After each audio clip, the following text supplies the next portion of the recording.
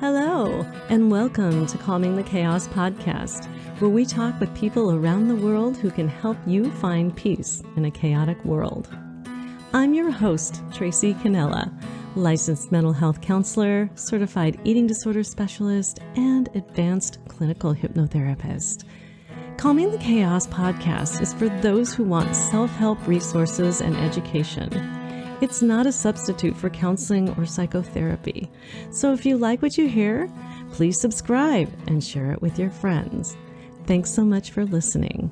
And now, let the chaos begin. In this episode of Calming the Chaos, I'll be talking with Sarah Falk, and she is a licensed clinical social worker in the state of Illinois. She's also an author and a coach. She's going to be talking to us today about how she has struggled with crippling anxiety and has learned to make anxiety her superpower. I'm just so excited to have her here and learn new ways to calm our chaos. And so now let us welcome Sarah Falk. Hello. Hey, Sarah, how are you? I'm well, thank you. How are you? I am, as usual, full of chaos. Right? Oh, Chaotic this morning. yes, I think we've both had technical difficulties. Isn't that true? Yes. Yep. The chaos of technology. I'm Right. sure we could go on about that forever and a day. However, here we have you, and I will love to hear some of your wisdom, expertise, and whatever you can offer me to calm my internal chaos as I filter through everything I just went through in the last 20 minutes. So Right. welcome to the show, Sarah. Thank you. Thanks. Yeah, let's hear a little bit about yourself, your story, what you want to share with our audience about you, and how your history with anxiety developed. Sure. I always say that I would like to report that my anxiety started at age 17 when I was diagnosed with bone cancer. And that sounds anxiety producing enough. But I really think that I struggled with anxiety before then because I was a kid who I had the stomach aches, I had headaches, and they were really unexplained. And it was always like, well, you're not throwing up, so you're going to school, or there's no reason for your headaches. So we just have to carry on with life. But I really think that, looking back now as a seasoned clinician, looking back and able to say, yeah, I'm almost positive that I would have diagnosed myself with some anxiety even back then. So I, as a cancer patient at age 17, I was considered pediatric. And so through my stay in the hospital, met a couple different medical social workers, and one was fantastic and the other one kind of ignored me. So I determined at that time that I would become a medical social worker and work with cancer patients and their families. And I found myself in my dream job eventually and was having horrible panic attacks. And realized, as I was working with the cancer population at that time, that cancer was a major trigger for me. And talk about chaos. Right. And what you just described was a progression, a very nice progression to where it's like, I'd like to say my anxiety started at 17, but it probably, now looking at it, was a lot earlier. And sometimes we don't really even think of these physical symptoms that kids have as anxiety. We just say, buck up, little camper, and go to school anyway, when there's nothing wrong with you, right? Right. And sometimes we misread the behavioral cues as well. Yeah, what kind of behavioral cues would you say that you now in hindsight would have noticed about you as a kid? Yeah, sometimes the resistance, it could be seen as, well, they're rebellious or they're defiant. That's one of the words that our kind of thrown around. And instead, it really is just a matter of trying to feel safe. And so, I see that even in my private practice, my counseling practice, where, there are kids who they're trying to feel safe. They're not trying to be defiant or rebellious, but they're just trying to feel safe. Yeah. Right, because anxiety is all about something that you fear is going to happen that isn't like one of those imminent fears, right? Like if that building across the street from me was on fire, I would have an actual fear that was based in reality. But anxiety tends to be that sort of fear that is not based in what's really going on, but it's still what we want to do is try and help the kid feel safe, I guess, right? Right, right. Yeah, anxiety it is triggered. The stress response is triggered by any perceived threat in our environment. And that's why I always encourage people to pay attention to their good stress, quote unquote, and quote unquote bad stress, because sometimes planning a vacation can trigger anxiety. And it's just really anything that's out of the norm, anything that takes us away from, the status quo, and our stress response is like, excuse me, I don't recognize that, warning. Mm. So that can be really tricky. Well, can you talk a little bit about the stress response now that we've kind of gotten into this a little bit, just for folks who may not know what the stress response is exactly? Yes. So I really like to call it stress reaction rather than stress response, because I feel like response makes me think that I should have some amount of control over it when really you don't. So it's a reaction. It is a survival instinct. So when I talked about any perceived threat in our environment, then our amygdala, a tiny part of our brain, which houses this warning system, this stress reaction, will start its warning sign, will start this alert. And then our system reacts. So we have adrenaline and cortisol, these stress hormones that are uptake in our system, and that increases our blood pressure, our blood sugar, and our heart rate. This is a survival instinct. So all resources are going to survive this imminent crisis, which our body is telling us we are in now, even though we may not be. And so this is kind of the state we find ourselves in this day and age, where we're triggered everywhere. Yeah, and when we talk about triggers, it's just anything in our world or even within our own thoughts that we may perceive as a threat or danger, right? Like the internet going down or StreamYard not cooperating with the interview that we were going to have today. Right. And then I could tell the stress response was a body response. It was, like you said, the amygdala. But what it does is it helps all of those chemicals float throughout my body so that I can survive this chaos or this disaster. Even though it wasn't going to be a disaster, I knew how to get in touch with you in case something really went wrong. And, we could always reschedule. Of course, that was going through my brain, right? But my body, it was activated and kind of still is. Yeah. There is that energy, because adrenaline and cortisol do give you energy. And so part of my work is to talk about how to use that anxious energy, because it can be crippling.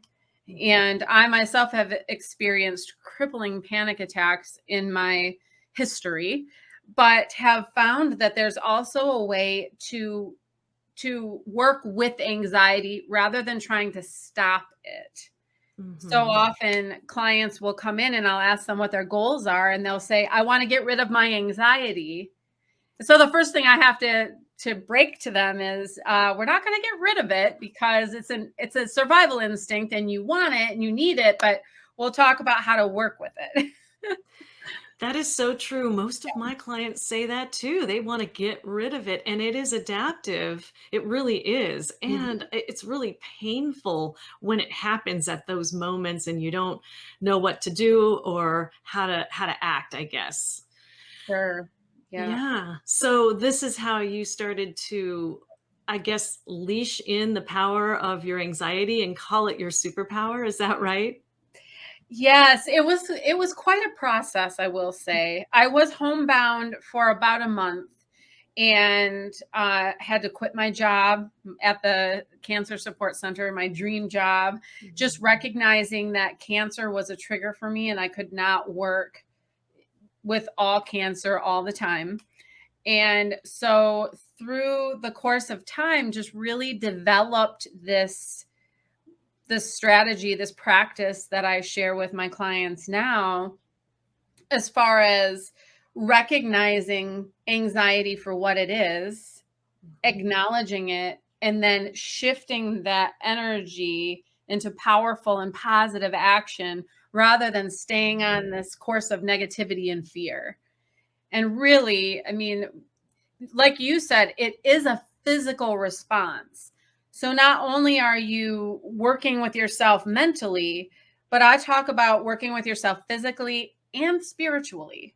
We have to, in my experience, you have to work with the whole person. You can't just work with mind, body, or spirit. It needs to be a whole person experience.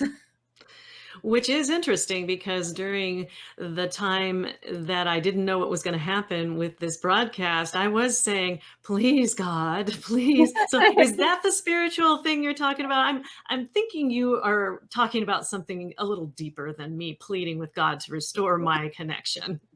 Well, I think that's part of it, right? That's part of it.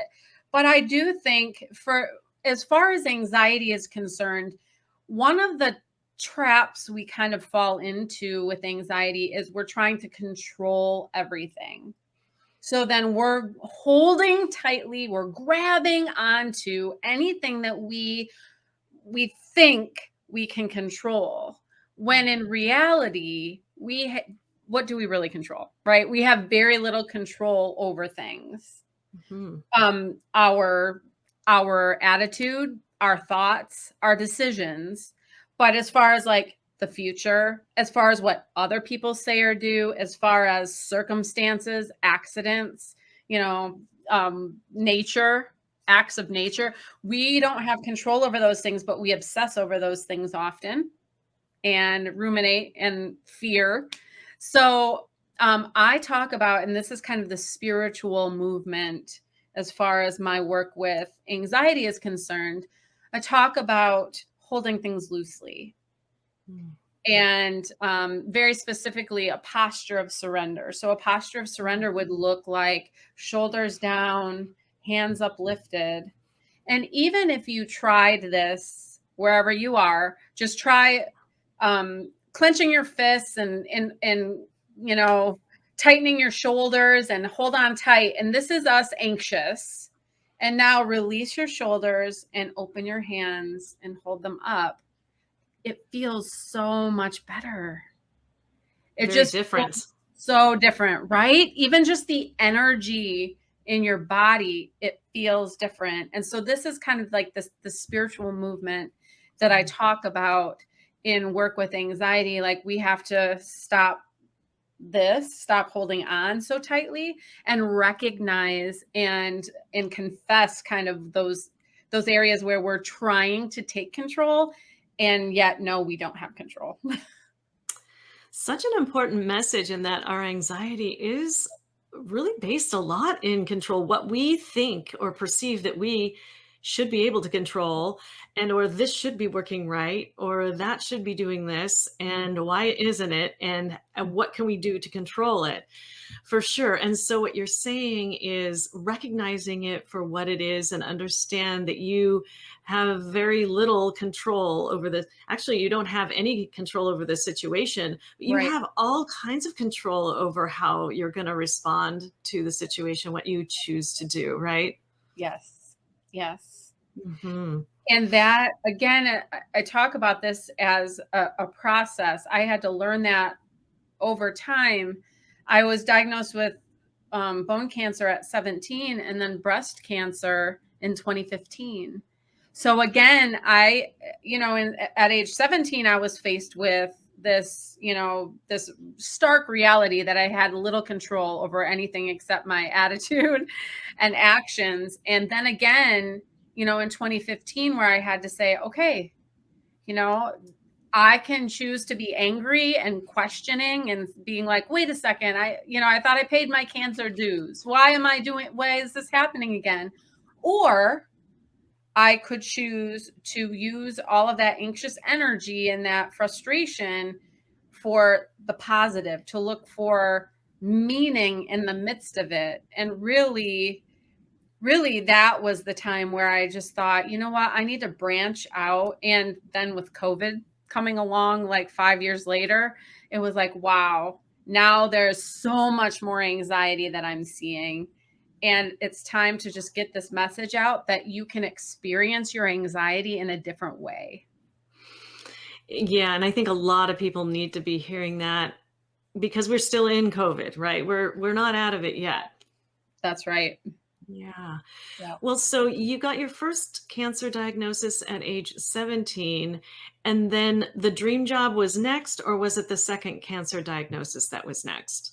Yeah. So the dream job came after the cancer diagnosis. So probably about 8 years later, 8 to 10 years later, I was in my dream job. And I met my husband at that time. And the poor man, we had only been married about a month, and I had to quit my job due to panic attacks. So that was a really tricky time.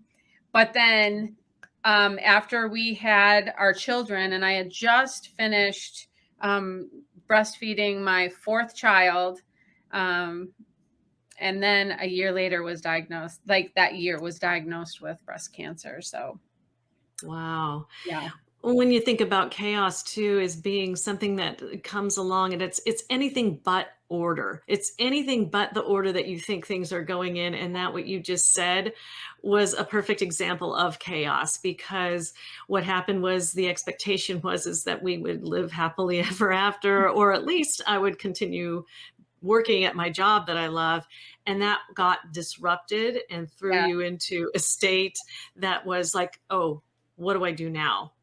Yes. And then fearing too, like I didn't want my husband to think, oh my gosh, what have I gotten myself into? But he was completely supportive and helped me work my way through.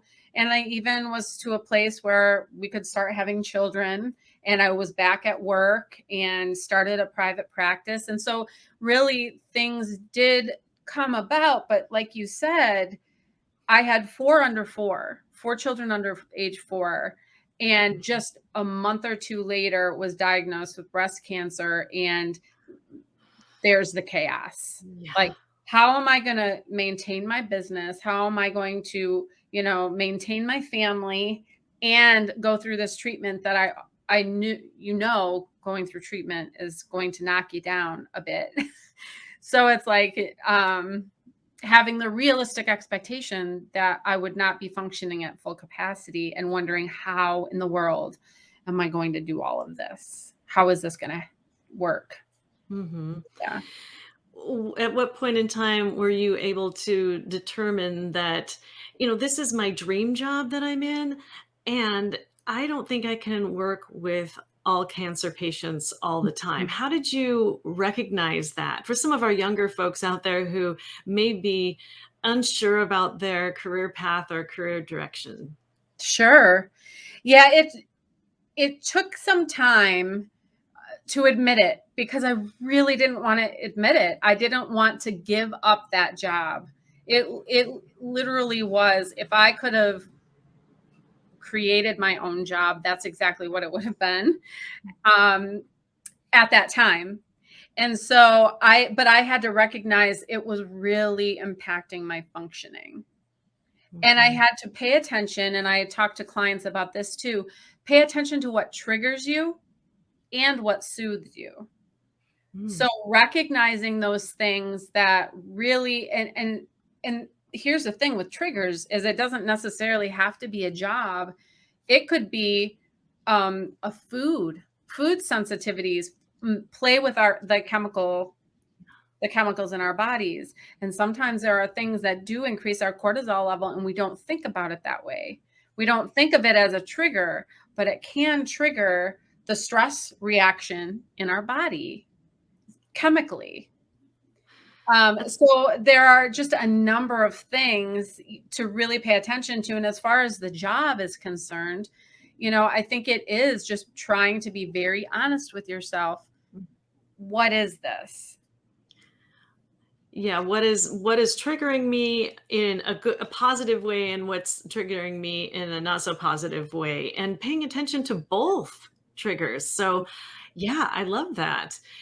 So, as far as that goes, when did you start learning? So, you took some time off of that job, and it was going to be, I think, wasn't it going to be a leave of absence, or was it going to be a permanent or a long leave or something like that? But somehow you started to learn more about the stress response and about specific tools. Is that right? Yes. So when I left, I just left. And they were so gracious and so kind. They saw what was happening to me. They didn't even require a 2 weeks notice. It was just like, sweetie, you need to go home. You need to take care of yourself and figure out what you can do, get this under control kind of thing. So yes, at that time I was like, okay, I have to figure this out for myself. And that included counseling, that included, going to see my doctor and talking about medication, that included my own personal study and research and trying things for myself. For instance, I cut out caffeine and reduced sugar because they're stimulants. And I recognized I did not need stimulants in my system when I was already, too stimulated as it was. And so Right. just recognizing some of the littler things and the things that maybe not everyone thinks about that I could do for myself to help myself. It's And so true. Even something simple like caffeine, or somebody who says that they have a bunch of anxiety and they are drinking energy drinks oh my because they're tired, and very well meaning, but it just isn't helpful when you're struggling with that physiology, right? Because it makes your heart beat faster, and it just kind of Mhm. raises all that. I don't know what it raises, but it makes you feel like you want to jump out of your own skin sometimes. Right. And it's interesting too, because the energy drinks actually perpetuate that exhausted feeling. Because I've had clients come off of them and they're like, wow, I have so much more energy. I'm so awake in the morning. And I'm like, good, because you're actually getting a good amount of sleep, because any amount of caffeine you drink during the day is going to impact your sleep. Caffeine has a 5-hour half-life, but it really doesn't matter what time you drink caffeine. It can impact your sleep. And if you're drinking high levels or high amounts of caffeine, like in the energy drinks, which also have a high amount of sugar, then you're already kind of messing with your sleep at the start of the day. Yeah, exactly. Well, and I think about that, and the conspiracy theorist in me thinks, so did the energy drink developers develop an energy drink that'll make you tired and need more energy? So you have more energy drinks and you buy more energy drinks? I Right, just wonder. right. Awesome. Well, okay, so that's that. So you started doing your own self-study. I'm curious as to where you started to look first for resources to help with what you now know is the stress response. Yeah, I still had a lot of textbooks. So I went back to what I had already learned and what I already knew, but also started watching some YouTube videos and, doing some searches. I wanted ideas from more holistic practitioners. So I was looking at that kind of community rather than necessarily just the strictly psychological or medical community. I just wanted to hear what people were saying about the foods we eat, about, different kinds of triggers, different kinds of stimulants, not necessarily the substance or chemical kind, but what else?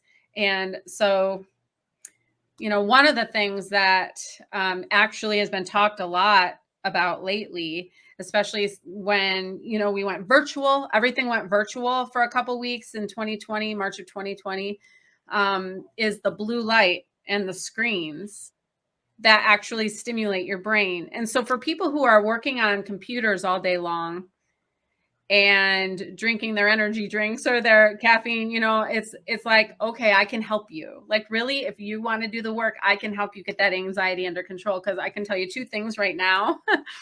Decaf coffee and blue light blocker glasses, those will help you. So it's just interesting, all of the different things that can trigger us.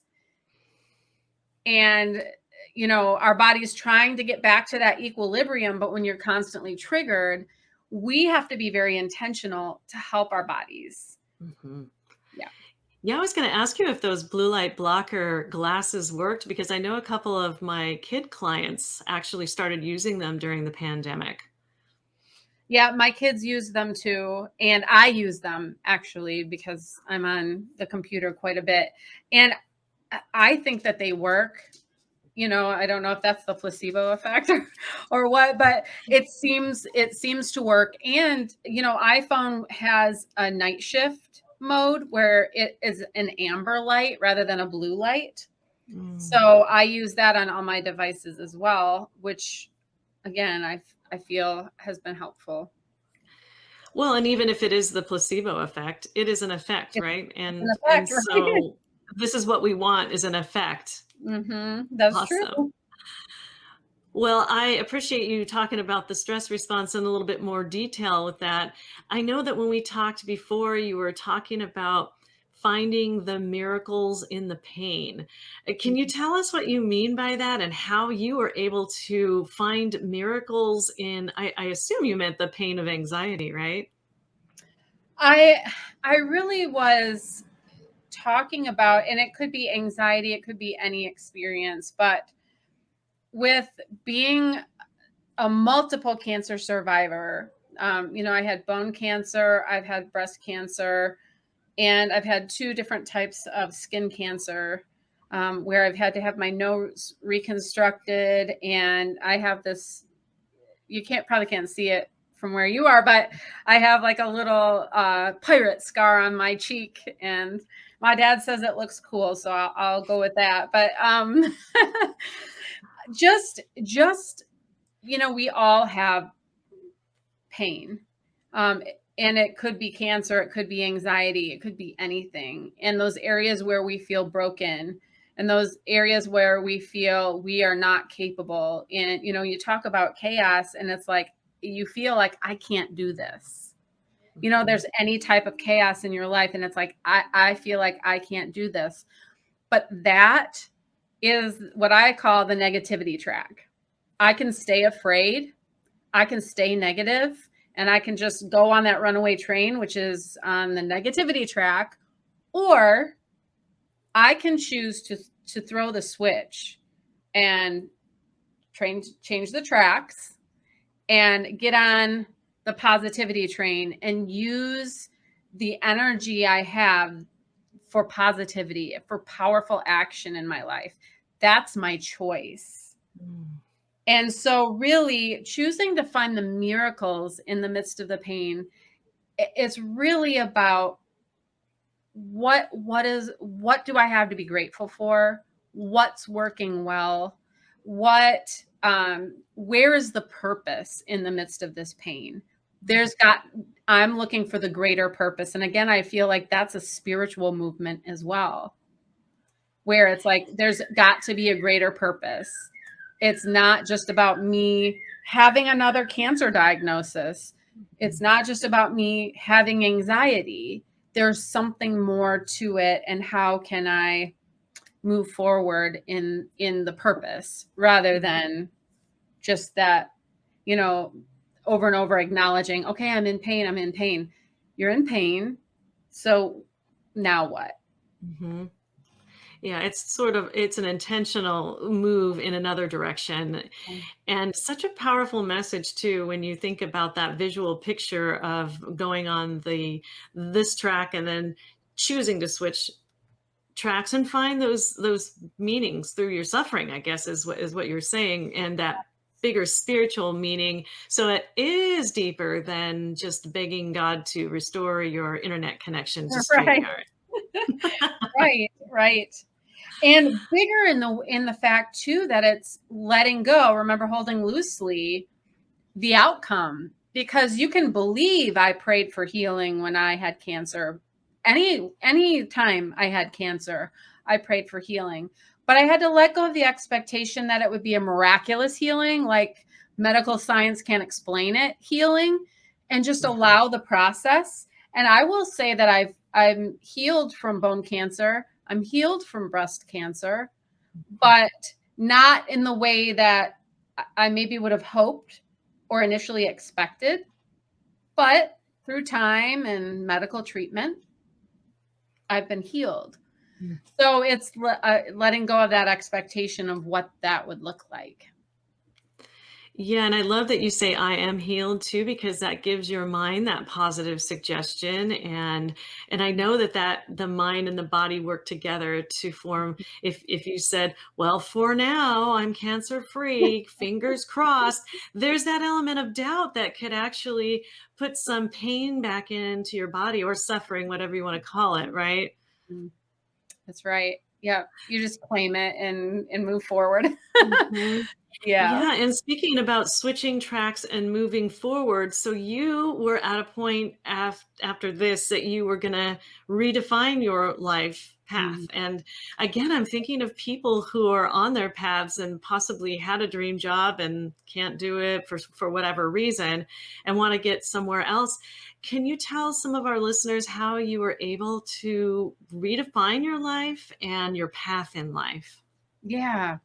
So I back when I had to quit my dream job for, purposes of getting better, taking care of myself.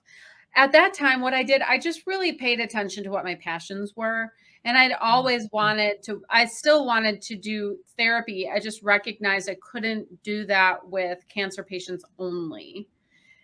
So that really did direct my path. And for a while, I stayed working in medical social work, but then eventually opening up my private practice. So I would just encourage those who are struggling to pay attention to their passions. My initial passion was to serve the cancer patients and their families, serve that community. But when I recognized that that was a trigger for me, I had to take another look at my passions and say, okay, what about that? What about that? And I realized I just loved counseling. And so I wanted to stay in that field. And then as you move through, now I was looking for patterns in my counseling practice and recognizing that I had so many people coming to me. Well, and now I specialize in panic and anxiety. So everyone who comes to me has that. But recognizing that even in that population, people were saying the same thing. Like, I want to get rid of my anxiety. They were afraid of being afraid. There were certain things. And so I recognized, oh my goodness, if I can teach people to heal their relationship with anxiety and live with anxiety in a different way, that would be huge. And so that's really what led me here, and to consulting and coaching and trying to reach a bigger audience than just one-on-one in my office. Yeah, and I could just see the energy come into you when you started to think and talk about helping people through their anxiety, because you know how debilitating or crippling it can be. And just the thought of you being out there helping more people to be more comfortable in their anxiety, if you will. I really can see that that's your path that you're meant to be on, because of just the energy that you have about it. Thank you. Yeah. Yeah. Well, I wanted to take some time now and also just put up your website. So this is Sarah Fenlon Falk, FENLONFALK.com. Mhm. And her website is really super cool. I think I'm going to go ahead and pull up a couple of pictures from it, if you don't mind. This one really kind of comes to mind here. So, actually, this one. This is the very front page where we talk about working moms and anxious. And then it just reminds me, Sarah, of your own journey of the 4 under 4. What was the 4 under 4? Is that what it was? Yeah, I had 4 children under the age of 4. Yeah. And right. Yep. Yeah, and I think that, yeah, who else would be more qualified to teach moms about anxiety than a person with 4 kids under the age of 4? Can you tell us a little bit about your mission statement? I think, or maybe a vision statement that you have about teaching working moms to channel their anxiety into powerful action. And then the second piece is finding genuine joy Yeah. in at work and at home. Yes, it's all stems from, again, shifting anxious energy into that powerful and positive action, and also recognizing that anxiety is exhausting. It can suck you dry of all the joy and all the energy you once had to put toward the job you love and the family you love. And so when we shift that anxious energy, we actually rediscover and reclaim the joy in our lives and at home and at work again. Mhm. Yeah, it makes sense because then you actually have let a lot of stuff go, so you can feel that joy probably just in letting go of some of the agonizing pain that anxiety and the energy that anxiety takes from you. Yeah, that negative track. Yep. Well, and as we mentioned earlier, you are an author, and I don't think I actually understood how many books you had written until I took a peek. And I'm going to go into a little bit more about what the books are on your Amazon page. And so we've got some book series, and you want to tell us a little bit about what you've written about. They're all really different. Sure. Yeah. I wrote my memoir during breast cancer treatment and actually working to put out the second edition um, after 2 different skin cancer diagnoses. I wanted to add that to the story. So, finding myself facing cancer, making meaning in the midst of multiple cancer experiences is my memoir. And it does talk about mind, body, spirit, the journey through all of these experiences. I actually take excerpts from my 17-year-old self because I kept a journal then. And so I wanted to express all of that in a book, and it is now an audiobook as well. So that's exciting. And then keeping it together is a workbook, a patient's companion through decision making. It's a workbook for people making major medical decisions. I just wanted to help people think about and empower them actually in the decision making process because things are so scary and you feel a bit lost when you receive a diagnosis. And really, this is something that someone could just journal through when they get this initial diagnosis. And last but not least, my middle grade fantasy that came out of just really a desire to write something fun. I had just finished breast cancer treatment and was going through reconstruction and just wanted a fun outlet. And so this is a middle grade fantasy series akin to the Chronicles of Narnia. And there are 4 princes, my princes, my sons, and then 2 princesses, my nieces.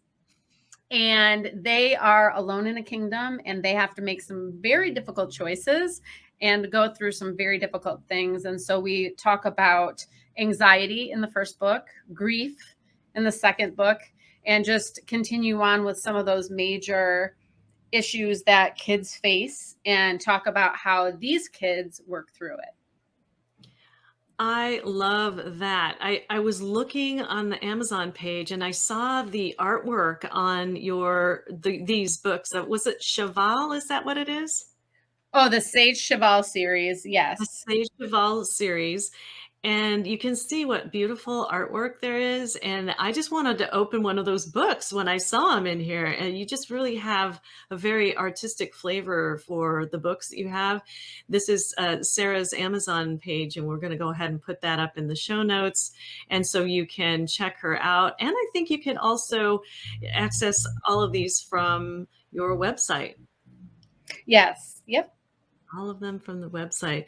Yeah. So those are some of her books. Her memoir, which is Finding Myself, Facing Cancer. That's Making Meaning in the Midst of Multiple Cancer Experiences. That sounds really good for somebody who is facing cancer. October is, I believe it's National Breast Yes. Cancer Awareness Month. Yeah. Yes. So Yeah. so this is a really timely to start talking about this. And then the workbook, and that is the Keeping It Together, a patient's companion through decision making. So it doesn't necessarily have to be about cancer, but it's about medical decision making. And so again, really different, the same, only different, I guess. So and then the 5 books of the Sage Cheval series, which is sort of middle grade fantasy, and it has her sons and her nieces as the characters, and they face all kinds of different challenges, and I love that.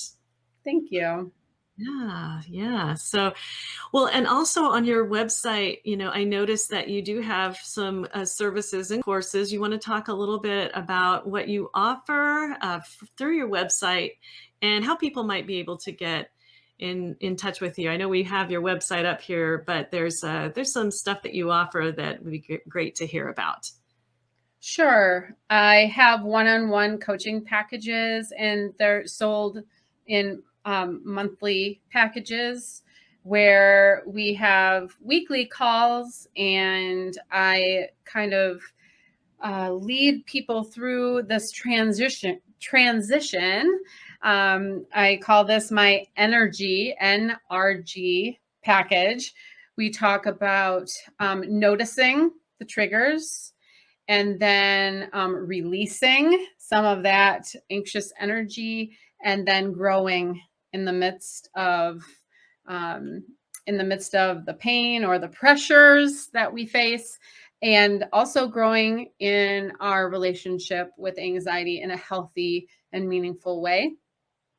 Anxious to Energize is my signature 6-week program, and I'm actually working to create an online course. So it will be a work at your own pace. I know as a working mom that I would prefer, something that I can kind of get into after the kids have gone to sleep and I have alone time. And so that just makes it available. The information would be lifetime access, and it would be, again, work at your own pace. So that will be, right now I'm using it as similar to a coaching package where there will be calls, there will be Facebook Lives, and etc. But eventually it will be a work at your own pace. And I do provide consulting services. I can tailor any presentation. But really, the core of my presentation is making peace with anxiety, and it's understanding the stress response and healing your relationship with anxiety. And then for kids, anxiety is my superpower, very similar to making peace with anxiety. Same information. I just kind of gear it toward a younger audience. So that's really fun. Fantastic. I love that you have all of those offerings. And so we've got that all on your website. You can find that at sarahfenlonfalk.com. And you can also find her on social media at Sarah Falk Coaching. Yep. So check her out. And it's been really great talking with you today. I wondered if you wanted to say anything about the resources on your website. I did notice the anxiety resources that you had. I have to say, there are a lot of really, really super good pieces of information on there because when I was talking earlier about about you finding out information.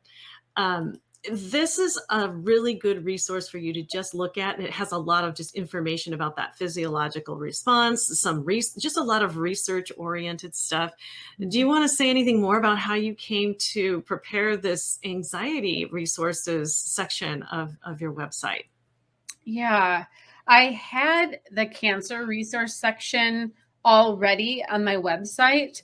And when COVID hit, that video that's at the very top of my anxiety resources, that came out of, okay, now friends and family are reaching out to me and are like, okay, this is crazy. What do we do? What's going on? How can I help myself? And so I just wanted people to understand that a high stress level and maintaining a high stress level, and which means maintaining a high cortisol level also, actually can tank your immune system.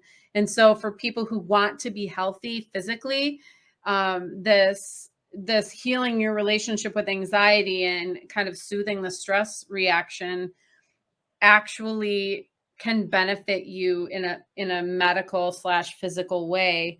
And so I just thought, okay, I need to put out all my resources on this page. And as I come across more, I add. I probably am due to update that page, but I try to keep the anxiety resources and the cancer resources updated, because I do have a lot of people that still contact me for the cancer resources, or even people who are newly diagnosed will email me through my website and want to talk, and I try to make myself available. Yeah, so the cancer resources page was first, and then you had such an overwhelming kind of response to that, and also a need for the anxiety, that you created the anxiety resources page on your website. Correct. Yes. That is great. And we really do appreciate having you around, especially in Breast Cancer Awareness Month, which is in October. And you can do work as a coach throughout the states and around the world, correct? You don't Right. have to keep it to Illinois. You can do any kind of coaching for anybody. So if you want to get in touch with Sarah, her links again are websites, sarahfenlonfalk.com, and then at Sarah Falk Coaching. Mm-hmm. And again, it was just really great to be able to have you here today. And I do feel a little bit better, still a little bit activated, because there are people outside of my window and they are putting out a lot of noise. And hopefully you didn't hear a lot of it. But, I just found that I'm very activated. So I'm just going to take care of myself after this broadcast goes. And I'm going to try and do some grounding exercising, breathing, and whatever I can do. Yes, that's good. That's good. Whatever I can do to calm the chaos. Right. All right. Well, thank you again for being here, Sarah, and you take care. Thanks for having me. You too. Take care. Thank you for listening to Calming the Chaos podcast. If the information in this podcast has been helpful, please consider subscribing and share it with your friends. You can find this podcast on iTunes, Apple Podcasts, Google Music, Spotify, and on YouTube. You can also go to our podcast website at www.calmingthechaospodcast.com, where you can listen to all Calming the Chaos podcasts. Thanks so much for listening, and I look forward to sharing my next podcast episode with you. In the meantime, take care.